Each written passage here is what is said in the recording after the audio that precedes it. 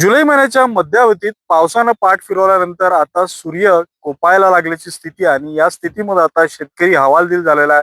त्यांना शेतात जे पेरलं ते उगवेल की नाही याची शाश्वती नसल्यामुळं शेतकरी एका बाजूने चिंतेत असताना दुसऱ्या बाजूने नागपूर जिल्ह्याचा जर विचार केला तर नागपूरमध्ये 15 लाख हेक्टर जमीन आहे. त्यातली फक्त 10 लाख हेक्टर इतकीच पेरणी झालेली आहे. तर 5 लाख हेक्टरवरची पेरणी अद्यापही शेतकऱ्यांना जे आहे ते चांगल्या पावसाच्या अभावी केलेलं नाहीये. त्यामुळे नागपूर जिल्ह्यात मोठ्या प्रमाणात पेरणी रखडल्याचं चित्र आहे. तर दुसऱ्या बाजूने ज्या शेतकऱ्यांना सुरुवातीच्या पावसाच्या भरोश्यावर पेरणी केली त्यांच्या शेतात काही प्रमाणात पीक उगवलं असलं तरी आता पावसानं घेतलेल्या उसंतीमुळे ते पीक उगवणार की नाही किंवा ही झाडं मोठी होणार की नाही ही भीती आता शेतकऱ्यांना सतावतं. आपण सध्या सोयाबीनच्या शेतामध्ये आपण पाहतोय की ही साधारणतः 15 दिवस आधी झालेली पेरणी असावी. त्यामुळे शेतात काही प्रमाणात जी आहे ती सोयाबीनची झाडं वरती आलेली आहे. मात्र आता जमीन जी आहे ती वरची कोरडी झालेली आहे. त्यामुळे जर पुढच्या 4-5 दिवसात चांगला पाऊस झाला नाही आणि ही जमीन ओली झाली नाही तर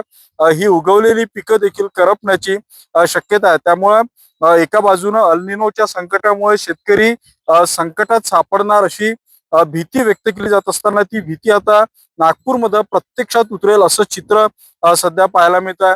या स्थितीत देखील शेतकरी जे आहेत ते आपल्या मशागतीवर आहे.